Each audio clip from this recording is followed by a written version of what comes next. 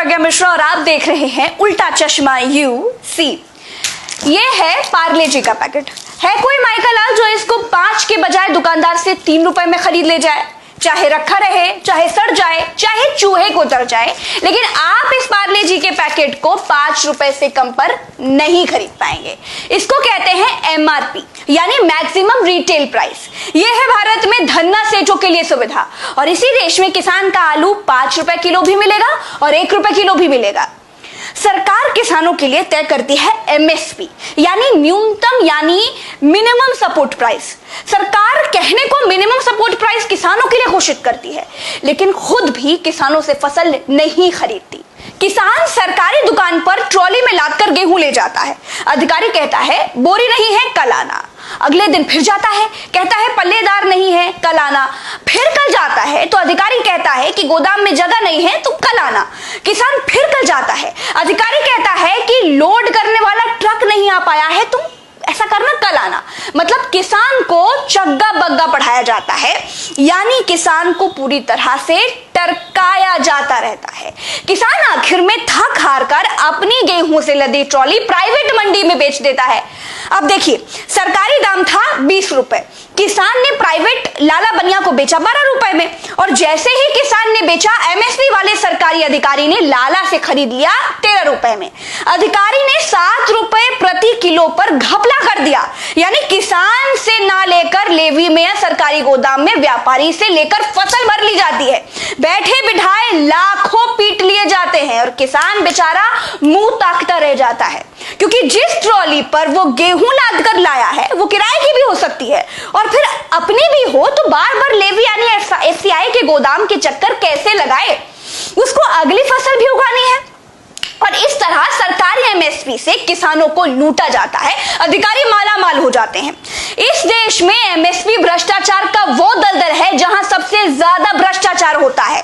मैं किसान की बेटी हूं, इसीलिए आपको बिल्कुल जमीनी चीज बता रही हूं। अच्छा, अब किसान और उद्योगपति में अंतर देखिए। पार्ले जी का प्राइस दुकानदार आपको बताता है 5 रुपए का है, लो या ना लो। किसान की फसल का दाम मंडी में खरीदने वाला तय करता है। वो किसान को ऑफर करता है, कहता है 5 रुपए दोगे, 50 रुपए का दोगे। बस यही कारण है किसानों की दुर्गति का। किसानों की फसल का रेट आप तय कर दीजिए। किसान का गेहूं 20 रुपए किलो बिकेगा, कोई कम पर खरीदेगा या ज्यादा पर बेचेगा तो जेल होगी। फिर देखिए किसानों की आय कैसे उनकी आमदनी दोगुनी हो जाती है। भारत कृषि प्रधान देश है, लेकिन भारत के किसानों को पता ही नहीं है कि इस बार धान 10 रुपए में बिकेगा या 20 रुपए में बिकेगा या फिर मंडी के बाहर फेंक कर वापस आना पड़ेगा। कृषि प्रधान देश में किसानों की छीछा लेदर है। आप पार्ले जी वाले को कहिए कि बिस्कुट बनाइए और मंडी में बेचिए, देखिए भाग खड़ा होगा। इनके डीलर किसानों की तरह पेड़ों में लटके हुए मिलेंगे। अब बात उस कानून की भी कर लेते हैं जो किसानों के लिए बनाया गया है। 3 कानून बनाए गए हैं। पहला कानून है आवश्यक वस्तु भंडारण अधिनियम। पहले यह होता था कि खाने पीने की कुछ जरूरी फसलें होती थी जिनकी जमाखोरी अपराध थी। कोई जमाखोरी करता था तो उसे जेल होती थी। अब नए कानून में सरकार कहती है आपदा और युद्ध को छोड़कर जितनी जमाखोरी मतलब जितना भंडारण करना है करो। अब होगा ये कि किसान की तो छत टपकती है, वो तो छप्पर के नीचे रहता है, वो भंडारण तो कर नहीं सकता। और किसान को फसल के बाद चाहिए भैया पैसा। वो अगली फसल में लगाएगा, वो अगली फसल को उगाएगा, वो फसल को घर में रखकर करेगा क्या? अब बड़े बड़े उद्योगपति किसान से अनाज खरीदकर अपने गोदामों में भर लेंगे। बाजार में जब अनाज की शॉर्टेज हो जाएगी तब महंगा बेचेंगे। ये कानून यानी आवश्यक वस्तु भंडारण अधिनियम सरकार ने किसको फायदा पहुंचाने के लिए बनाया है वो आपको आगे कुछ दिनों में जब महंगाई बढ़ेगी तब पता चल जाएगा। इस कानून को बनाने की कोई जरूरत नहीं थी, लेकिन ये सरकार है, बहुतों को बनाया है। दूसरा कानून है कॉन्ट्रैक्ट फार्मिंग। मतलब अगर पार्ले जी कंपनी को बिस्किट बनाने के लिए गेहूं चाहिए तो पार्ले जी वाला 20-25 गांव के किसानों से गेहूं उगाने के लिए कहेगा। सारे किसान गेहूं उगाएंगे, पार्ले जी वाले को देंगे। अब कॉन्ट्रैक्ट फार्मिंग में पार्ले जी वाली कंपनी फसल लगाते समय ही बता देगी कि गेहूं भैया लगाओ, 20 रुपए में हम खरीद लेंगे। अब किसानों को दिक्कत यह होगी कि अगर किसान प्राइवेट कंपनी से बॉन्ड भर लेगा और गेहूं के दाम 25 की जगह बाजार में भाव 40 पहुंच गए, तब किसानों का घाटा हो जाएगा। अगर 4 किसान गेहूं की जगह आलू उगाना चाहते हैं तब क्या होगा? कॉन्ट्रैक्ट फार्मिंग में यहां दिक्कत है, पेंच भी यहीं फंसा है।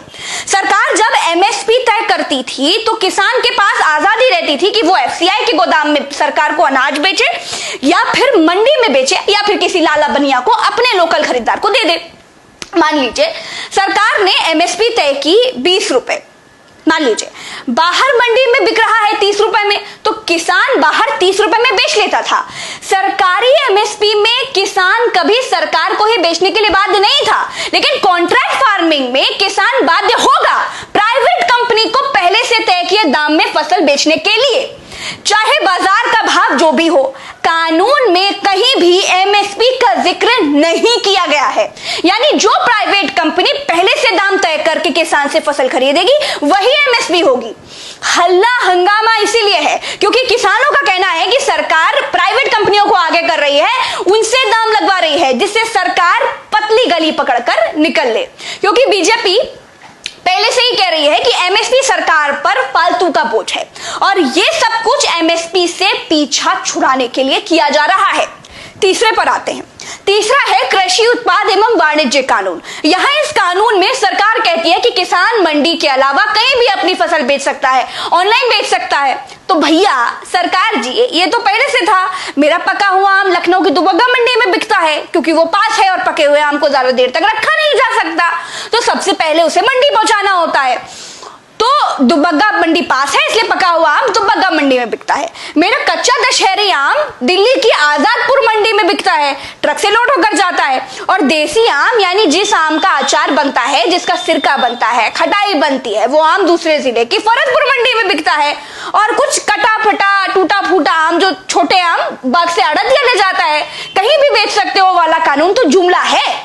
देखिए मेरी समझ से मैं अपने घर के व्यापार को जितना समझती हूं वो आपको समझा दिया, जितना इस कानून के बारे में पढ़ा वो आपको बता दिया। सरकारी गोदामों में एमएसपी घोषित होने के बाद किन किसानों की फसल आसानी से बिना बहानेबाजी के खरीद ली जाती है या नहीं खरीदी जाती है, वो लोग कमेंट करके बताएं। आज के लिए बस इतना ही। जय हिंद, नमस्कार।